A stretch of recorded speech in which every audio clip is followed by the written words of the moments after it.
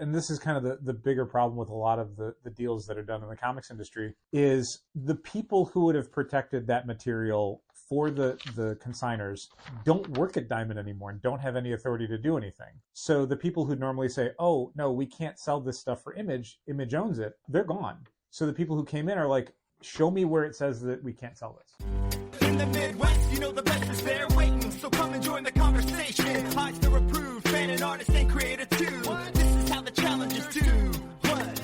Keep the conversation moving along. Keep reading comics, keep your local store strong. It gets hard and it's a job for the challengers. What? Comics and conversation, y'all. From Challengers Comics in Chicago, this is Contest of Challengers, a comics industry business podcast with Patrick Brower. Patrick Brower. Patrick Brower. Patrick Brower. Patrick Brower. Patrick Brower. Patrick Brower. Patrick Brower and W. Dal Bush. W. Dal Bush. Dal Bush. Dal Bush. Dal. Dal. Dal. Dal. W. Dal Bush. It is kind of funny how things seem to go out of flavor. Mm-hmm. Like things that you could count on in the early days of Challengers on being like, oh, everybody's going to want any of these new Love and Rockets collections or issues or whatever. And, you know, as they are a going concern, it's like, no, we've got a handful of dedicated people, but that's it. Like, and not a lot of new readers aren't finding it. And I'm just using Love and Rockets as an example. Sure. Just pull something off the top of my head, but like conversely, you and I were talking about Iron Man #1 releasing this week by Josh Williamson and Carmen Carnero. And you were around when we were receiving Iron Man #1. And you sort of made a comment, and I don't remember exactly how you phrased it, but the take on it was, we got too many copies of Iron Man #1 cover A. I don't remember it. I don't remember that. Okay. There was, I wish I could remember what you said, but it, like, look, when I was taking things out of the boxes, I felt like we got a lot of books, but a lot of those books are thick. And when I actually did the counting, I'm like, oh, it's only 15 copies of, you know, Marvel Zombies. Sure. But what I was getting at was, for Iron Man #1 specifically, one of the things that's been kind of weird about the FOC process the last few months is kind of having to order based on how books are really catching on with people now that maybe a year or two ago we probably would not have bet that hard on. Sure. Like an Iron Man #1 by the same creative team, which I was looking forward to and enjoyed, I would probably have ordered like 2/3 as many a year ago, but it's like, well, we keep selling out of stuff. And there's so what you're saying that there's books that people are responding to because our audience has grown, like the people coming into the store. So the availability of readers to pick this stuff up has increased to a degree where now when I order stuff, it's like, yeah, I'm probably going to order a lot more copies of X-Men United than we were ordering of Exception. Okay, Men. But what if this was Iron Man #1 by Cody Ziegler?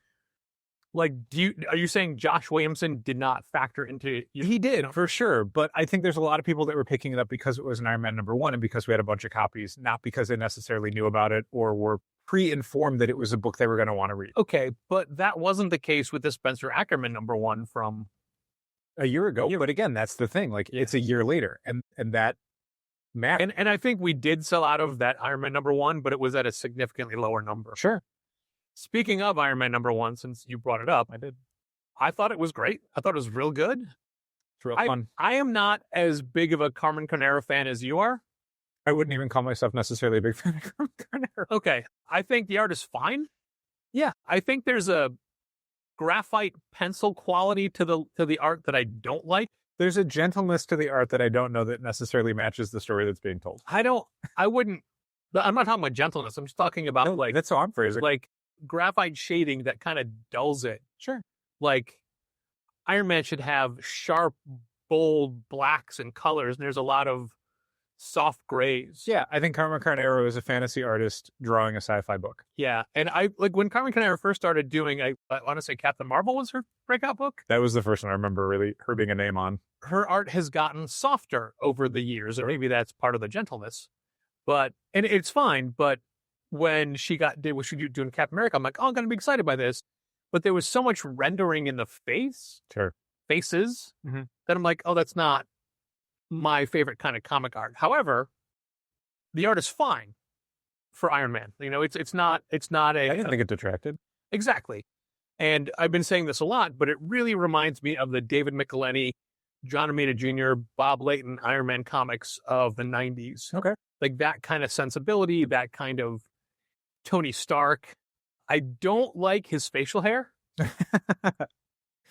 Yeah, it's I don't. unflattering. I like his mustache is too bushy, and he's got a Little soul patch. little soul patch, Mhm.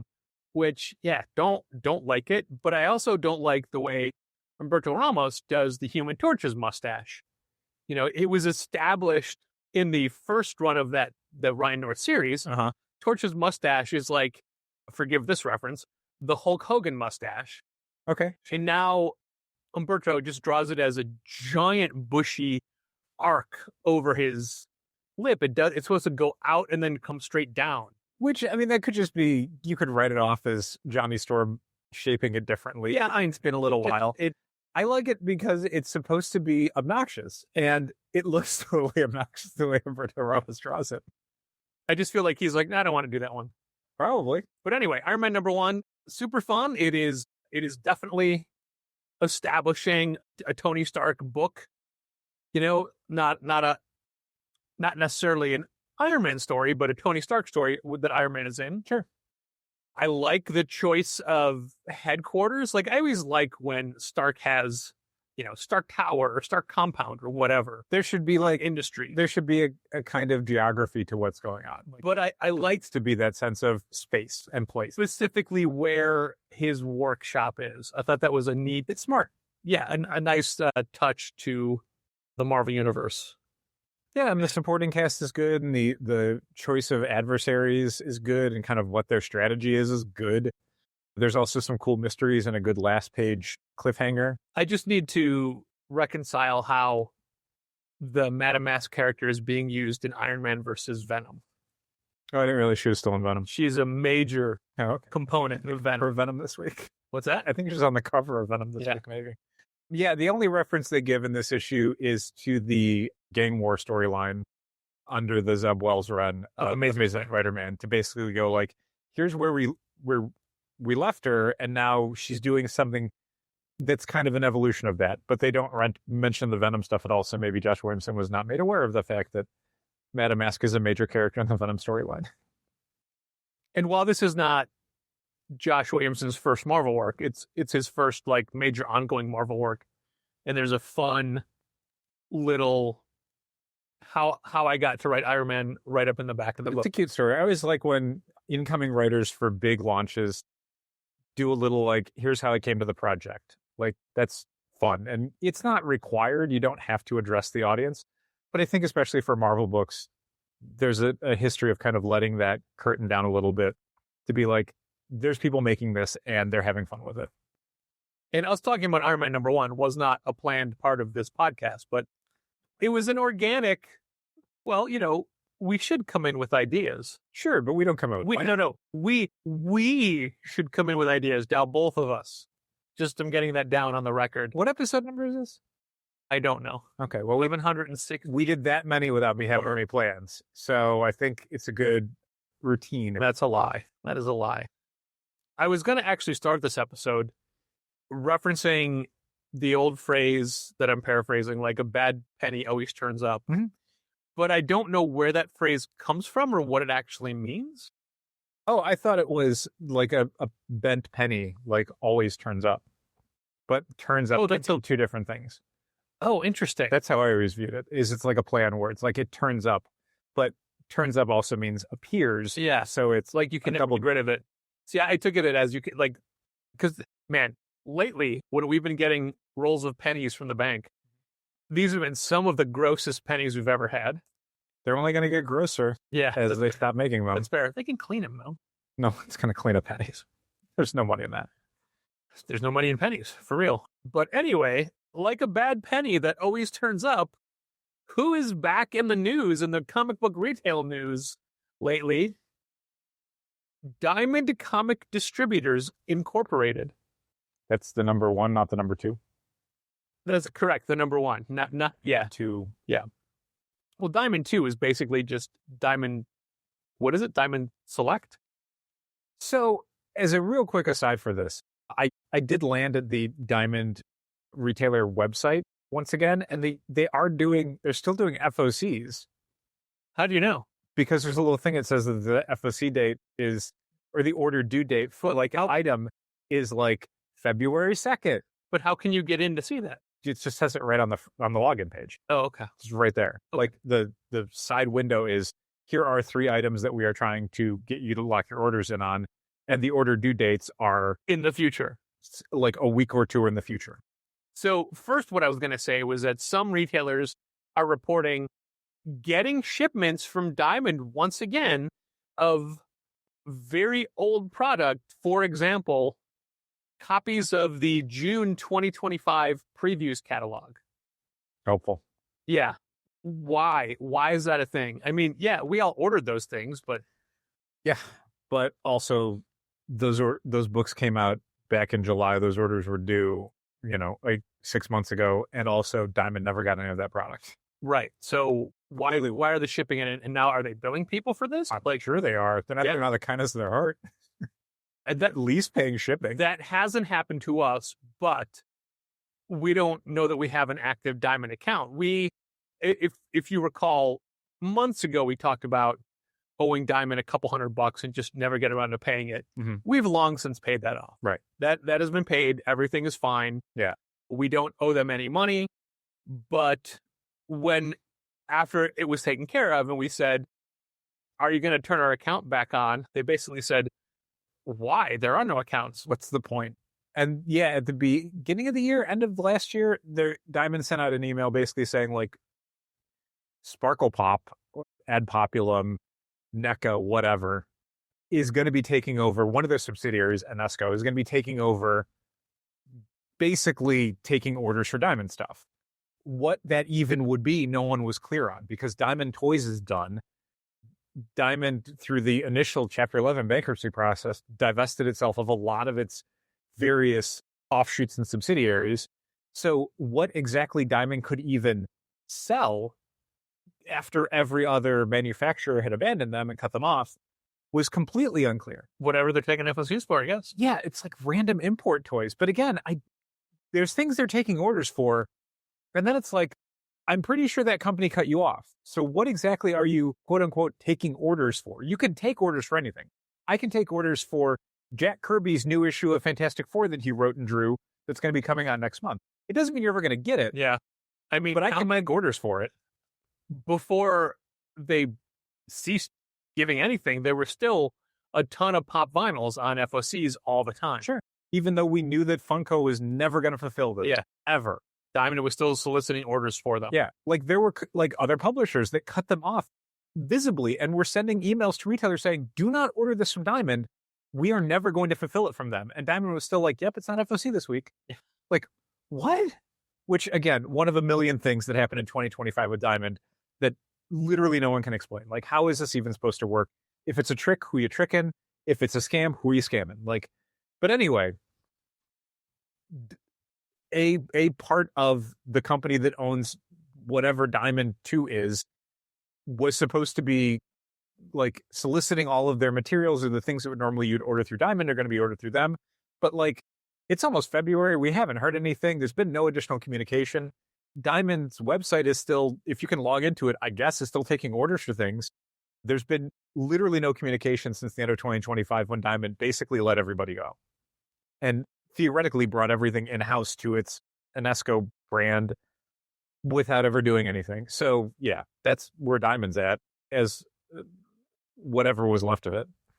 It was January 14th, 2025, where the news broke that Diamond filed Chapter 11 bankruptcy, which is structure reorganization. Which at the end of 2024, we were already hearing enough rumblings of vendors not getting paid and stuff being sort of tight and things being unsteady that a lot of people predicted sometime in 2025 that Diamond would probably cease to exist, go bankrupt, whatever.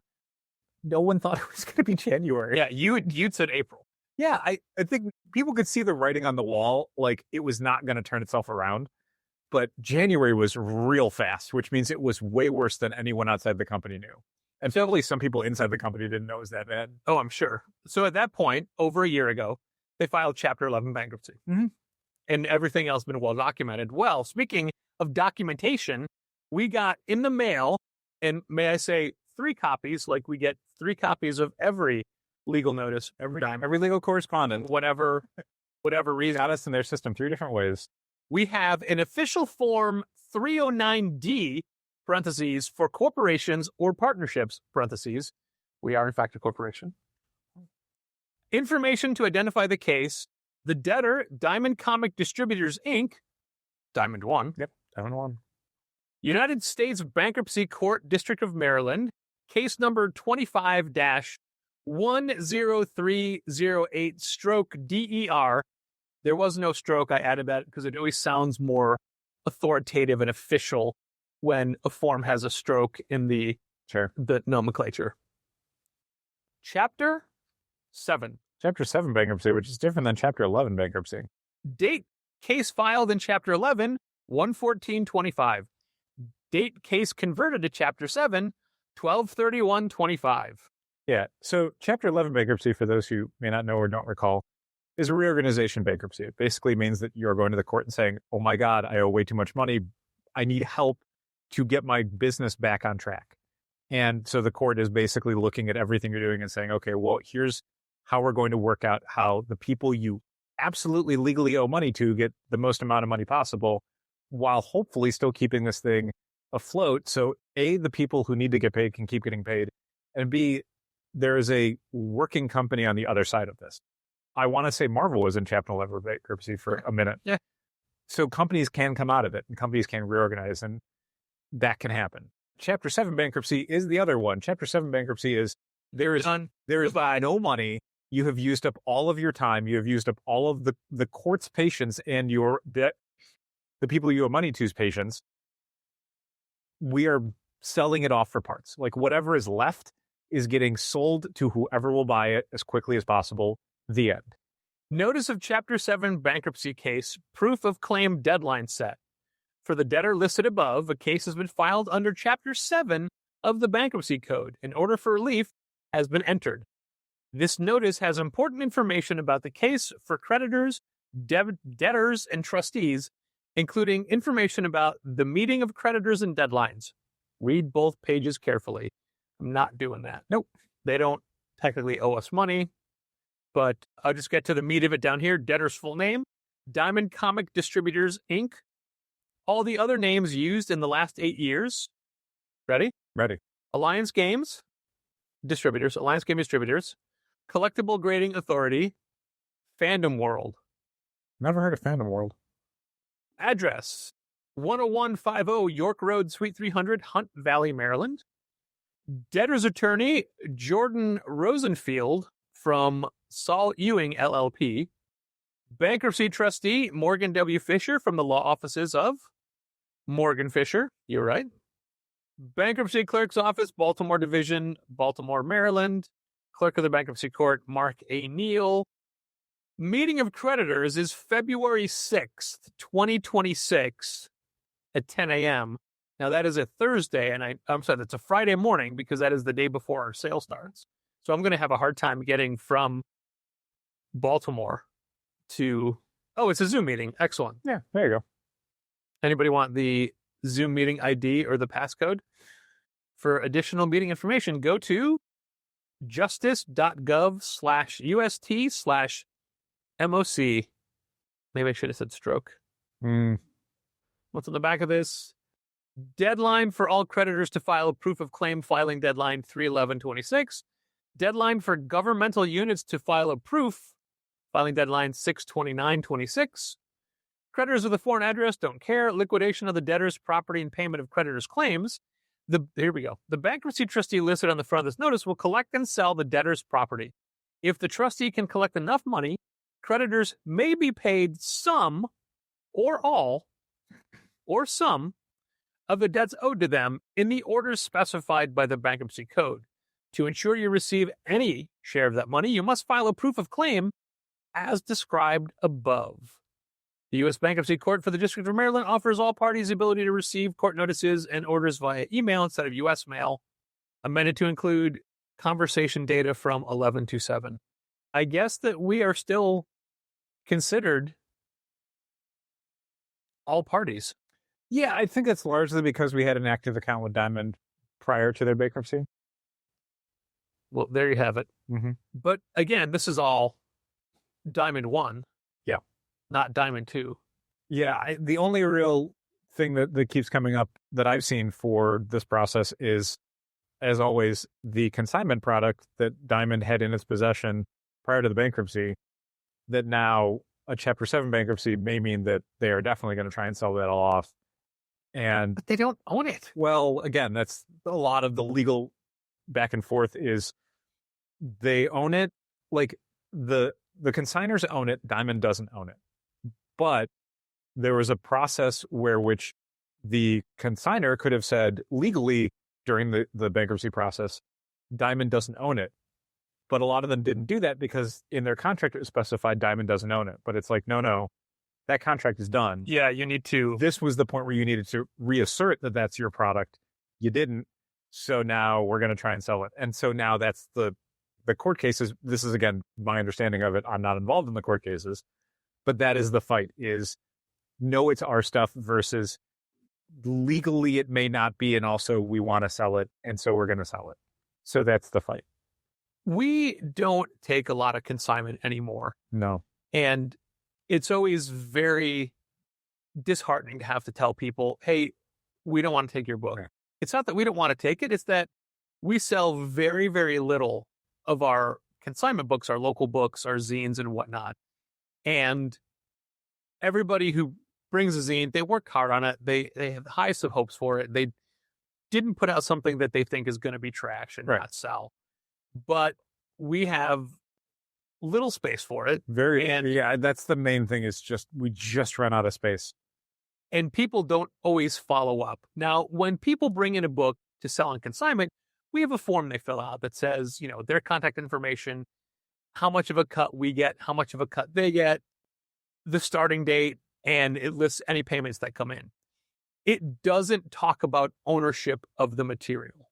Right. It doesn't talk about that because in our mind, it's a cut and dried thing of, it is your book we're putting on our shelf.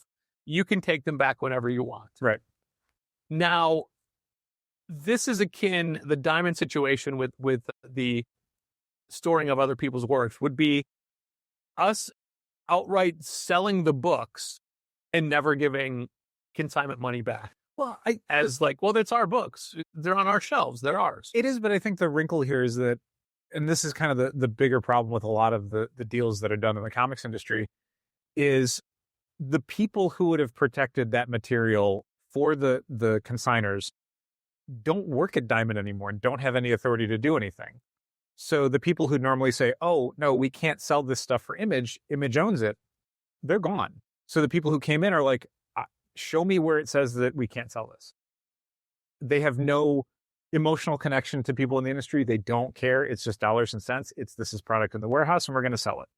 Like, to give it an analogy for challengers, it would be like if we went through a bankruptcy and a trustee came in and said, okay, well, we're going to sell all of these books. And we couldn't then say like, oh no, those are actually consignment books that somebody owns. It's like, you don't have any documentation that says that if in the store you have debts, we are paying it with this product. We are selling everything in the store, even if you would rather we didn't because people are going to get mad at you. I as the trustee, do not care about it. So many stores do consignment back issues, consignment graded books, consignment like big ticket books. Sure, like you're selling an Amazing Fantasy 15 on someone's behalf. Right. And that's one of the things about retail is that a lot of retailers will sell those books, but they're brokering those books. Mm-hmm. So when a book is sold, like they can say, yeah, I sold this Amazing Fantasy 15. Most stores do not. You get like what, 5%, 10% or whatever? Because most stores don't have the cash on hand to buy an Amazing Fantasy 15 from someone and then hopefully resell it. Like that's a lot of money tied up in a very high-end book that you might need to take a while to find a buyer for. You and I have been to toy stores where they have different color stickers on them because they're from different people's collections. And when we're buying stuff, they have to denote like, oh, well, this came from this collection, so that money goes to this person, this money goes to that person. Yeah. That kind of thing. And it's, quite frankly, it sounds like a paperwork nightmare. Yeah, and that was the other thing with us with Consignment was we'd have to have this gigantic binder full of stuff of these books, and most of them would never sell. And then having to keep track of all that. A few years ago, we finally, for the first time in like probably a decade, went through our Consignment stuff because it was just taking up too much space and it was too cluttered. That we're like, we got to get rid of some of the stuff that's been sitting here for too long. And we still have in a storage space a couple boxes of stuff that we contacted people on and said, please come get this. It's been here for 8 years. Like, we'd only ever said we were going to keep it for a couple of years and try and sell it, and it didn't sell, and now we want you to take it back. And it's abandoned property. We can't get a hold of a lot of these people. They might not even live in the city. Yeah. I don't know if they even live in the country anymore. So we're just stuck with this stuff. And that's one of the reasons why we stopped doing Consignment is I don't want to have to be responsible for these books that don't sell forever. And it's, if they're in the same boxes, they get flipped through all the time, they're going to get beat up. But I mean, I get it from their standpoint. Like, when we first get a book, let's say we ordered a shared variant with a publisher, and we know we ordered more than we can sell. And then after a while, you can't have them on the shelf indefinitely. So you put them in a box in the back room. And then years go by and you look at those books and you think, should I just throw these away? Yeah. Like, I know each one of these represents a specific dollar value we paid for it, but all it does is make me sad to see it all the time. Yeah, and it's also taking up space. You run out of space everywhere. You can run out of space in back rooms. You can run out of spaces in warehouses. That was a thing that a lot of publishers have dealt with over the years, which is why why Diamond had their books in the first place. But like Marvel would frequently do a thing where we would get these liquidation reports from Marvel where it's like, oh, you can order these hardcovers that came out a couple years ago for 80% off. Because what was going to happen next, whatever didn't sell, they were just going to destroy because it was just not worth the space it was taking up in a warehouse for books that weren't going to sell. Well, so there'd be points when a creator would be told, hey, you can buy these books for, 80% off, or we're going to destroy them. So a creator would publicly say, hey, retailers, you can get these books for 80% off from Diamond. So we'd be, great, I will get all these Art of Brian Bolland hardcovers. Sure. Only to have Diamond go, that's not for you, that's for him only. Yeah. So it's like, wait, someone's willing to give you money and you'd rather say, no, I'm just going to destroy them. Like, we only know about this because Brian Bolland made it public that these are going to be destroyed so we can buy them. Yeah. They're like, you cannot buy them. Nope. Hard to believe that company went out of business. Right. I mean, I'm sure there was something probably in their paperwork that said that it couldn't be sold, but that's ridiculous. At that point, like, if the alternative is it's destroyed, why wouldn't you want to take some money from anybody who's going to pay it? So weird. There may be value in, and I'm going to pause right here and say, this is going to be one of those things that I think of and say out loud on the podcast and think we should do, and then we never do it. And I have a list of those things piling up of things that I'm like, that'd be great to do that we don't do. Let's look at that in the summertime. But it may be great to take those books and reach out to retail groups and say, anybody want these for cost? Sure. For, I think we're thinking of different books. Maybe. But yeah, books that we love, books that we're huge fans of, and said, yeah, we'll get this special shared exclusive with, I don't know, Dallas Fantasy Fair, red foil cover or whatever. Sure. But then it's like, oh, we can't sell these. Yeah, and we've hit that, and now that book is long over. Yeah, and that's the other thing is like the window closes on this stuff. There's very few things you can get an exclusive cover for in the industry where it's like, oh, you can sell those forever. You can't. Eventually, series end, creators move on to other stuff, and the amount of hardcore fans that are looking to collect everything dries up.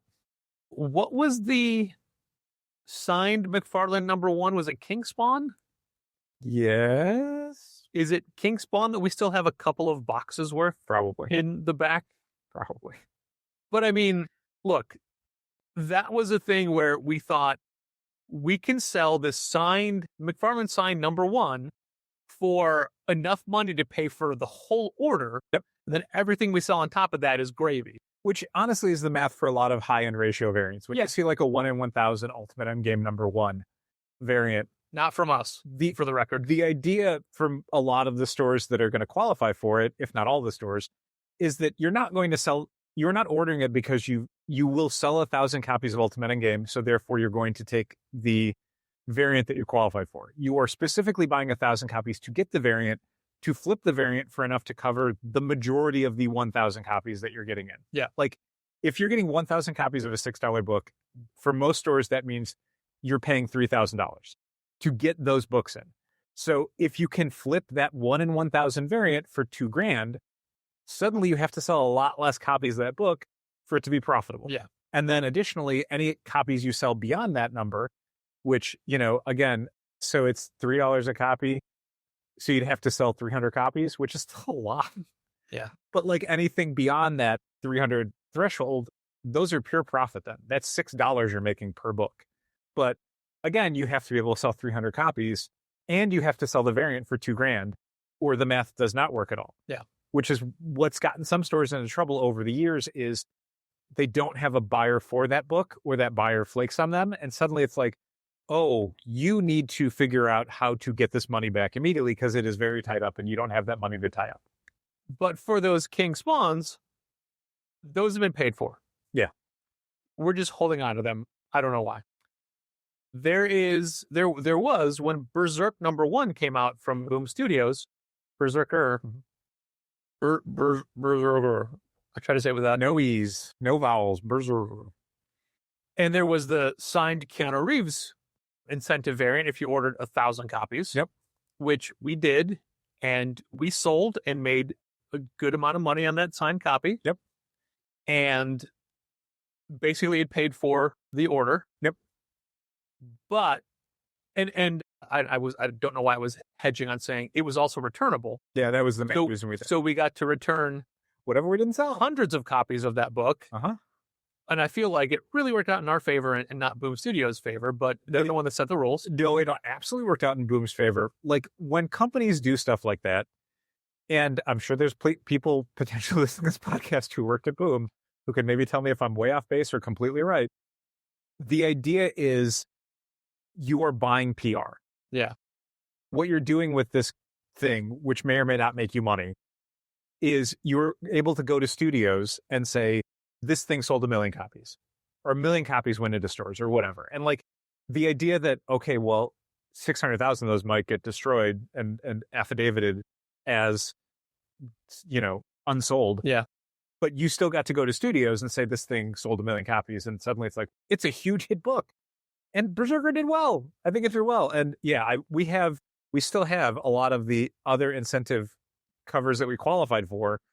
And my hope is at some point they actually do some sort of media project and those issue 1 covers start to go. Yeah, so it was my final decision on what we were returning and what we were keeping. And I think I kept way more variants than you would have kept. Oh, I think the incentive covers, I'm okay with what we keep. Yeah. Because it's like, yeah, you could have gotten $2 back or whatever, but it's like, I'd rather gamble on it. Yeah. I don't need the $2 that badly. So for something that we want to sell for $100. And I think all of those incentive covers are still for sale on our website, technically. I am pretty sure, but now that we're having this conversation, I'm going to double check it. Yeah. Because I'm like, boy, I hope the people can buy that. I do remember somebody bought one, I don't know, like 2 years ago or whatever. And I'm like, where is this version? Like, it wasn't with the stuff we had, and it was like a whole separate, because it wasn't an incentive cover. It was it was like a foil cover #1, just a regular copy. But it's like, now that we're talking about this again, why don't we just put them in the incentive boxes? Yeah, we have those now. Yeah, that's true. These incentive covers predate the boxes. Probably because those boxes are so effing tight again. Some of them, especially the beginning Alphabet, are not. Those absolute covers keep going. Great. But yeah, at the point that they announce a Berserker animated series or live action movie or whatever it is, he's getting a little too old for that live action movie. We hope to move a lot of the. It would be nice if they started to go again. 1 in 25s, 1 in 50s, 1 in 100, 1 in 250s, 1 in 500s. Mm-hmm. I don't know if we have the 500s anymore. We may or may not. I think we do. At least one. But yeah, so there's a lot of covers like that There is a Maybe we should do some sort of giveaway where you buy one of the covers and you get entered in a drawing for 2 tickets to C2E2. C2E2. Interesting. It's a good thing to do if you're stuck with a book. I don't know if that would work. No. There is a book that we loved, and it's the last time we went all in on a big cover. And to be fair, it still does sell pretty regularly at the store, Yeah. but we still have like a couple hundred left. Yeah. I'll have to double check, but I think we've turned the corner on Profitability. I think it's profitable now. Yeah. I think what we sell now I think we've paid off the production and the manufacturing and all that. And it's not like Daniel Warren Johnson is less of a big name now than he was when we did our book. So I'm okay with keeping those. And it's great to still introduce people to it. Anyway, it's Do Power Bomb number 1, the Challengers exclusive. We're still on our website. I think it's great. Somebody bought one just Wednesday. Yeah. Great. Which you talked into. Well, yeah, because you one we didn't have the collection right now for Do a Power Bomb, so they couldn't buy the graphic novel. But 2, it's somebody who gets like variant covers and stuff, and I think it's a pretty good deal. I think for an early Dan Johnson variant cover that's exclusive to Challengers, you can't get it anyplace else. It's signed by Dan, and it's a cool cover. For $15, I think is a hell of a deal considering what his stuff goes for now. And the fact that we got permission from 3 actual pro wrestlers to use their likeness on the cover. Yeah. I think technically 2 pro wrestlers, because unfortunately Hangman Adam Page murdered Christopher Daniels and stole his finishing move. So Daniels can't... So 2 professional wrestlers and 1 director of talent relations. Coach? I think he's like a coach for Skyflight. I don't know exactly what his... Skyflight? Oh, that's rough. That is rough. Yeah. There are so many books that come out we'd love to do exclusive covers for, but there was a minute when Do a Powerbomb came out where I'm like, I really got on the kick again. I'm like, man, this came out so good. Yeah. This is going to go so great. And I mean, again, you do the math in your head. It's like, boy, if we just sell, you don't have to sell like 80% or 90%. Like you only got to sell like 60 or 70%. And it's like, do you have any idea what 60 or 70% of 500 copies is for a single location store in the Midwest? Good luck. Here's one little bit of, I don't know, sour grapes. One thing I'm disappointed in with the cover was that to get that cover done, we had to pay Dan to do the cover and pay Mike Spicer to color the cover. Sure. Standard. Right. But we didn't own that. It was still Dan's, the way it works for every publisher. Yeah. Yet, when that cover was being sold, it went Heritage Auctions sold it, which I don't know. I don't think it was being sold through Dan because it would have gone through Felix. Sure. If it was his art rep. Right. But it was never, like, I feel we should have been given a chance to buy it. Right. Not at a discount at whatever price, and we could have said, no, we can't afford it. Yeah. Whatever. But yeah, to basically... Especially since you and I are both on the cover. That's a thing. And also, like, you know, it would have been nice for some of the talent. Like, I don't know. Yeah. Maybe they would have wanted it. I don't know. So yeah, that was a little bit of a bummer. Nothing that keeps me awake at night, though. I do try to hunt down pages that I'm in or we're in or the store is in. And sometimes they're gifted. Like Emily Stone gave me 2 pages of Hack Slash that she drew me into as a security guard. And Mike Norton put me in an issue of Gravity, but I don't have that page. No.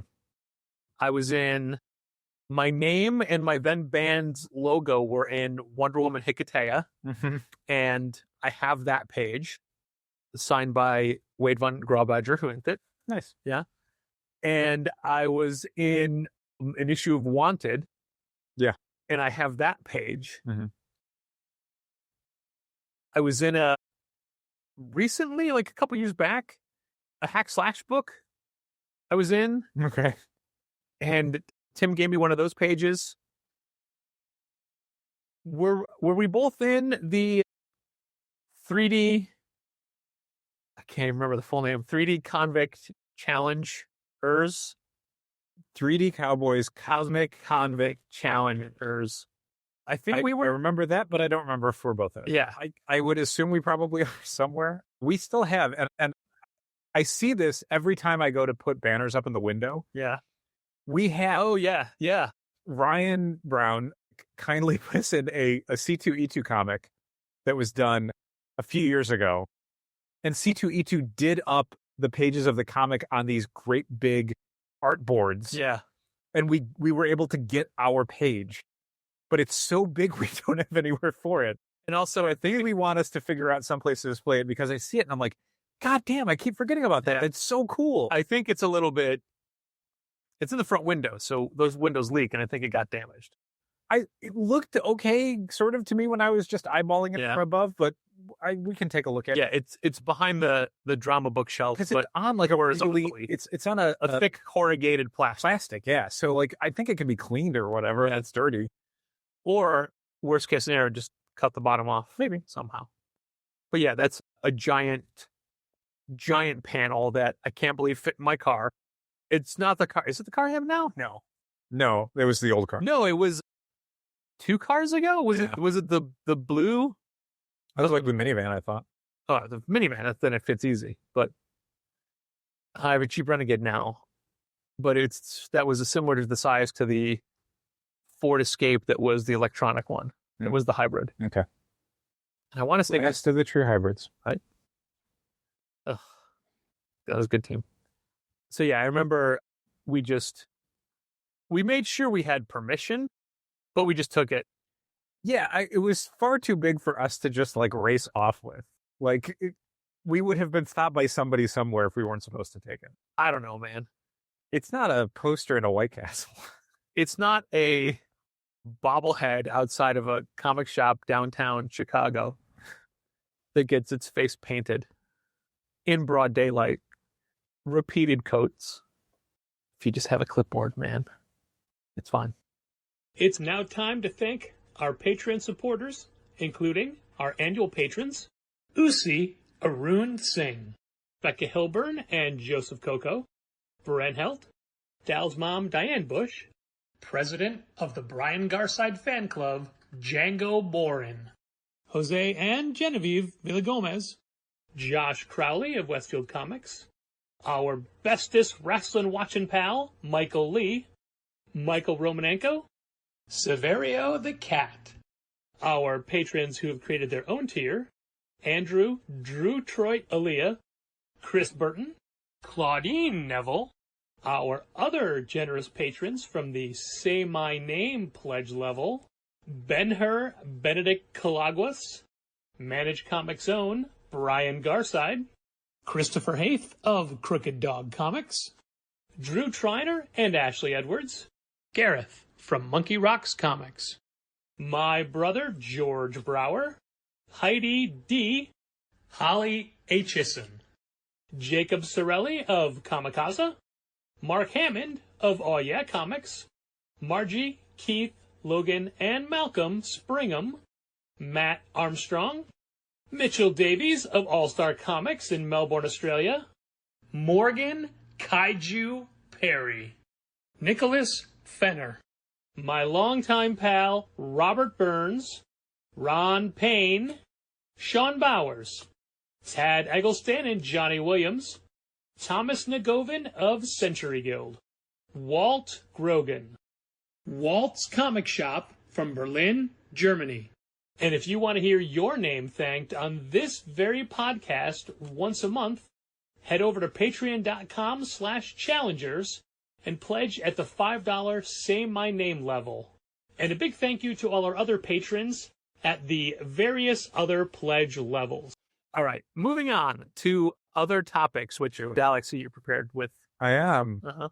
I got all my topics ready. Why don't I go? Oh, okay, Pat. We're going to answer a question I've been meaning to answer on the podcast for weeks now, but I keep forgetting to print it out. Let's do it. And I think that the answer is a very basic no.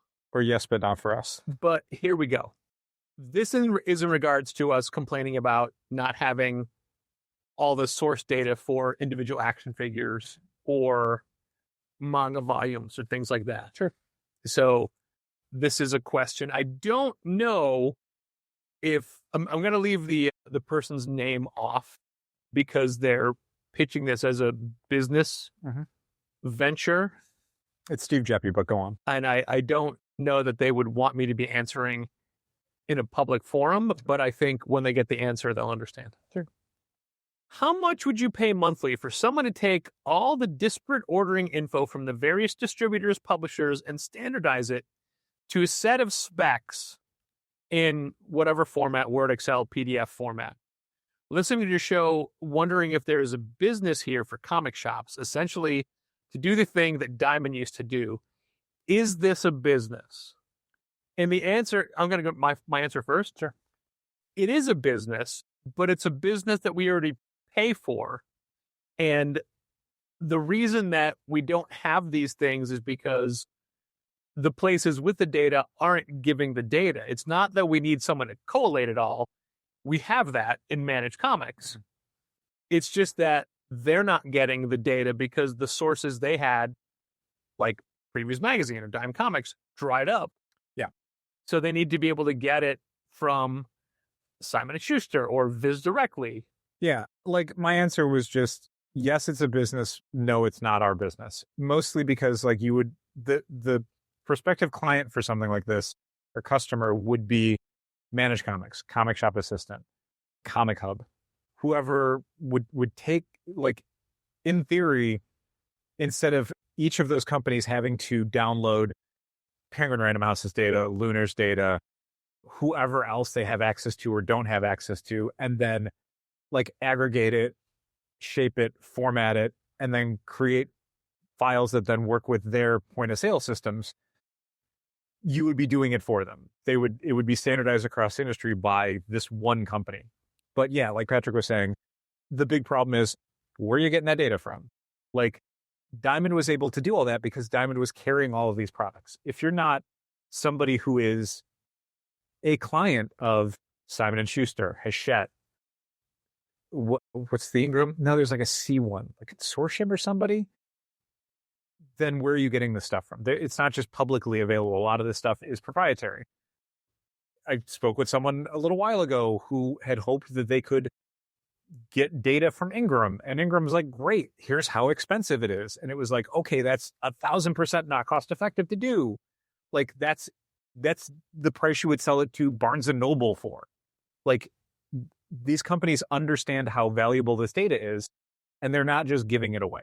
So, like, for example, if you gave us all that data, I would still need to put all that into Shopify. I'd still need to do all the things that Managed Comics is doing when it creates the stuff. You would just be giving me a bunch of spreadsheets that then I would have to put into Shopify and then do all the extra stuff for. I guess I don't understand why the data is so proprietary when we're your customer. We're getting the books from you. We need this data to sell your products that we are buying from you. Yeah. We are not just taking it and, I guess, like you said, it was Ingram. Mm-hmm. You can get a lot of things Ingram has from other places. So maybe that's part of the reason they're like, well, how do we know you're getting the books from us? Some of it's that, and some of it is also that Ingram now has a partnership with Square, specifically to take all of Ingram's data and put it into Square so that people who use Square as a point-of-sale platform can have better access to Ingram's data. So basically, it was Ingram making a business deal with Square. So that's probably one of the things of like, well, if we were giving that information away to third parties, they would essentially be competition and we'd be giving away all of our business. And it's not as if Shopify has any incentive to ever pay for this data. They don't care. No, because it's Shopify. The thing that's always difficult with Shopify is that Shopify is kind of two platforms simultaneously. One is for stores like us that are selling things that we buy from other people that we then have to import into their system. But the main thing that Shopify is used for are the companies themselves selling the items that they produce. Like, you're not selling a whole bunch of different brands and a whole bunch of different whatever. You're making a thing and you're selling. You're Hasbro selling your own stuff to consumers on Hasbro Pulse. That's a Shopify website. You are a clothing manufacturer selling your clothes. You are a skincare company selling your skincare. You're an auto parts company, et cetera, et cetera. So like the idea of you would need to ingest all this data and have like a library of data available to your users, like most Shopify platforms wouldn't need that. They don't need someone else's stuff. Well, it's interesting that you used Hasbro as an example because Hasbro does have an entirely dedicated website for all the data. And I was given that website. I'm like, oh, this is great. So I went to it You have to log in. You have to be an account. Like if you're buying directly from them, Yeah. we do not. We buy from other distributors. Yeah. So Hasbro does not want to deal with small accounts like us. those distributors probably have access to that data, but they don't, I guess, need it or use it, or maybe they do use it They definitely to put their stuff up, but we don't have access to it unless we wanted to go to those sites and cobble it all together and then just do everything you said about putting it together. Yeah. Like Shopify has as a part of its platform the ability to upload CSV files that will create all these items. You don't have to individually go in and, step by step do each item and then move on to the next item. You can do a bulk upload of, okay, here's the 1,000 products and I filled out all the fields and there you go. And that's, in theory, what someone could be doing for a store like us. But again, like that would only be part of the process for us. Like we would still need to do all of like the subscription style hooks that Managed Comics does. Because otherwise it's like, okay, you've got this in your system, but then it's not on anyone's accounts. Right. Nobody can sign up for it. Yeah. And Managed Comics can't really see it because you didn't create it through Managed Comics. And that's a problem.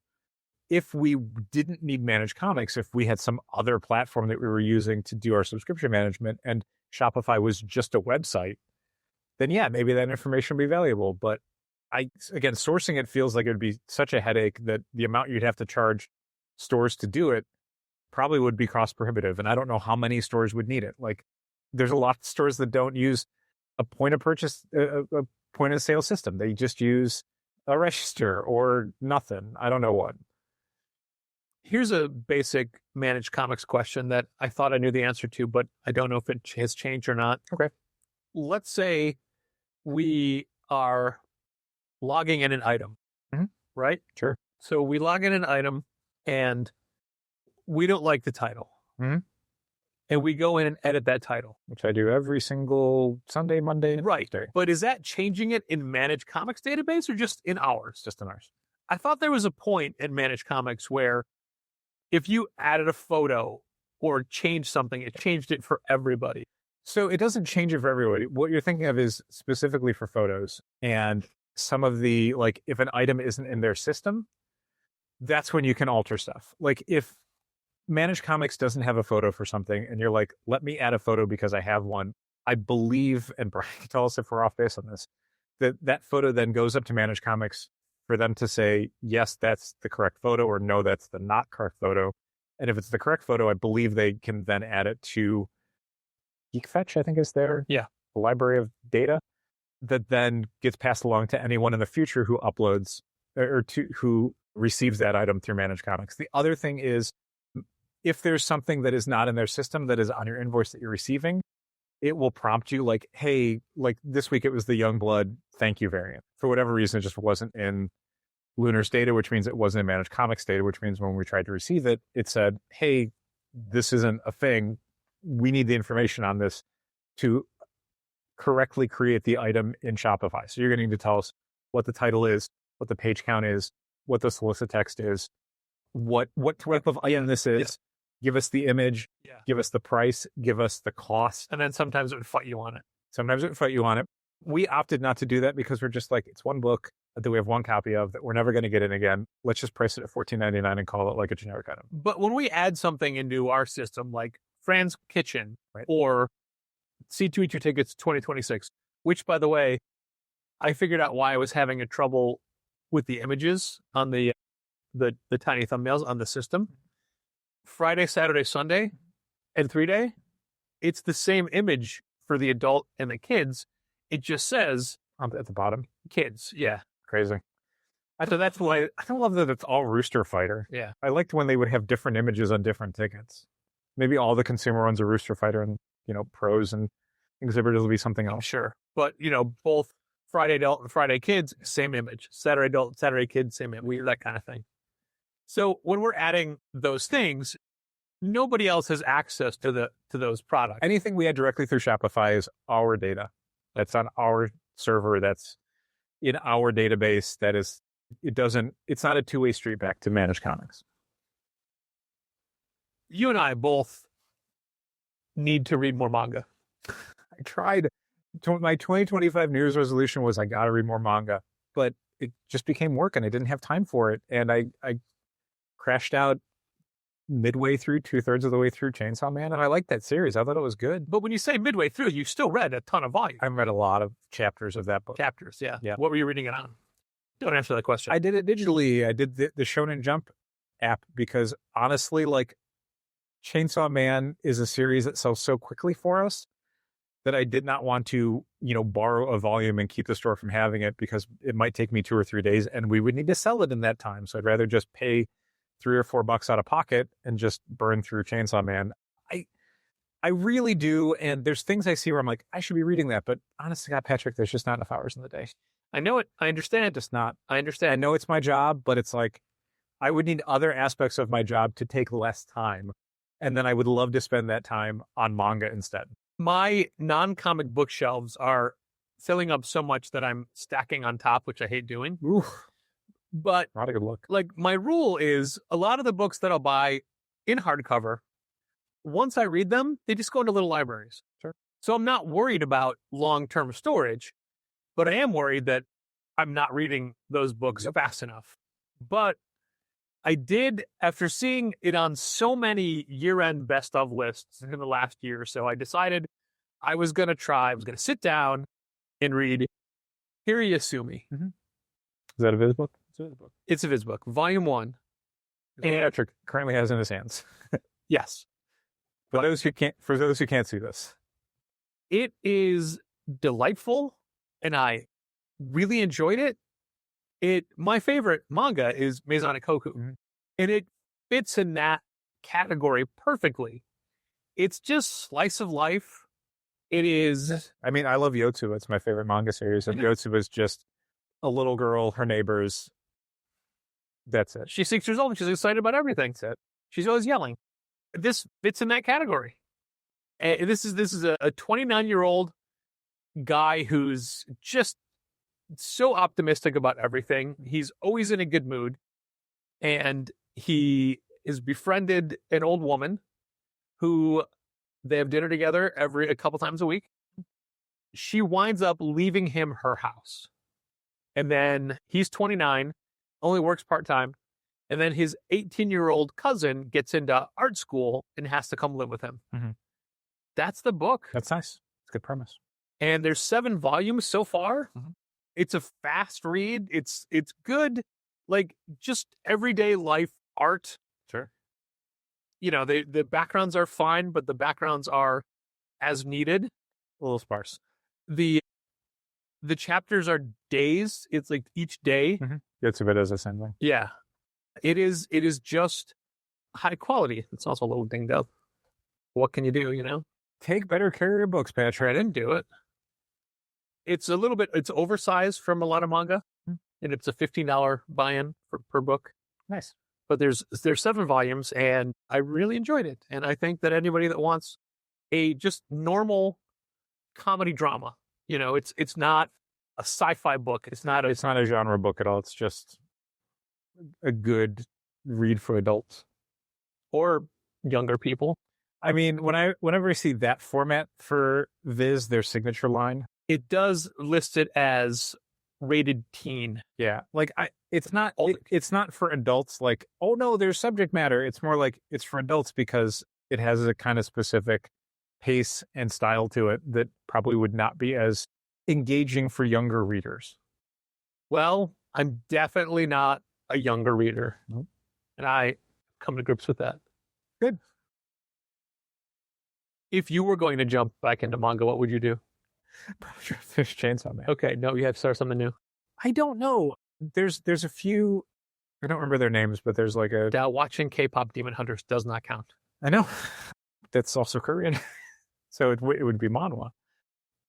Yeah, I'm sure there's stuff I've seen on the shelves that I'm like, that's one. I should probably do that. But I don't know. Again, it's just Akira. It just seems popular. It just stresses me out to think about it. I'll be honest with you. Like, I know I should, and I know it's better for my business if I do, but I'm just like, what would I have to give up in my life to make this happen? Like, I would just resent reading the books.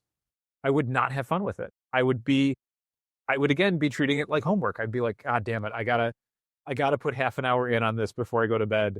If I'm going to make any progress, if I'm going to keep up. And it's like, I don't want to do it that way. That sucks. the shittiest way to enjoy art or try to enjoy art is making it an obligation. And if that means I'm a little bit worse at selling manga, I don't know, then at least I'm like 6% less miserable. And I'll take that in 2026. I had this same exact conversation yesterday with making music versus playing live, where practicing for live shows becomes a chore, but writing music with your friends is something you love. Yeah. So I guess manga you hate. Got it. I really don't. My hope is always that, you know, my work schedule or my responsibilities for work will somehow in some way alchemically change into being less of burden, and I will suddenly find myself with, you know, an hour extra each day that suddenly it's like, oh great, now I can spend that doing some additive thing for my work that makes my whole job better. It's there. You just gotta figure out where it is. You know, it's like if you started going to the gym, you would have to find the time for that. Right. And that's, again, that getting back to my earlier point, like I would have to excise something else from my life.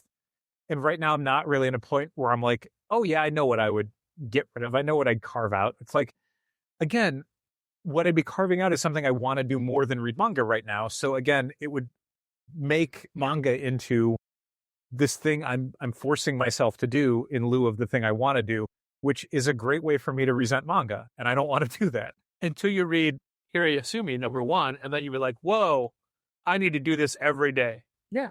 Hopefully I will figure out something. Like there's things that 2025 was pretty tricky with me taking on some additional workloads at work that made my limited free time much more valuable. I have no idea what you're alluding to. In 2026, now that I've got that in the rear view, I've actually managed to take some stuff where I'm like, oh, I've been sitting on this for a year. Let me knock this out. And it's like, oh, this is great. So with enough of those done, then there's really nothing hanging over my head. And hopefully there's a point in the later part of 2026 where I'm like, oh, I actually have extra time now. So let me spend that on exposing myself to new art that I'm really excited about, that I want to be excited about, and doing that in a way where it's not detrimental to the rest of my schedule. Toward the end of last year, and this is not really comic related, but there were a couple of bigger things I wanted to do for my home, and I got them done. And that made me make a list of things to do in 2026. And the 2026 list is huge. Wow. But in January, I've knocked off like 8 of them. That's great. And I'm on a huge roll. There's 2 of them that require hiring somebody. Yeah. But all the, like, you know, one of them will be a major expense. And that's not even counting like, oh, what if we got a price for a new furnace because we've been told ours sucks? That kind of a thing. Sure. It's not counting that. Right. But there's 2 that need hiring of people. But anyway, it is a big list. And then that made me realize, like, well, you've got the same thing for the store. You've got things you've wanted to do at the store. So I started putting that list together, and the problem is the home things I can do on days I'm not working. Right. The store things can't be done on days that I am working. It has to be after hours and when I can move things around and change things and like have ladders out and all that kind of stuff. So it is definitely a situation of you got to find the time. Right. And most of it is going to be after the store is closed when you've worked a full day.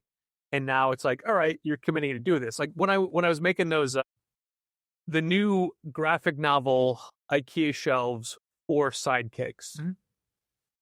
And I've made enough calyxes in my life that I know how it works. But when we make things, when we make them at the store, we reinforce them with brackets under each shelf to be able to handle the extra weight of boxes or books or whatever.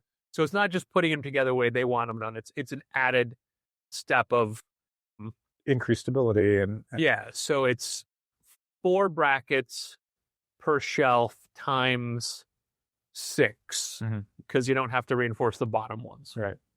Or the very top ones. You do the Anyway, it's like, all right, I'm doing this smart. I'm setting up my area. I'm getting my tools. I'm going to have everything in places and ready for it.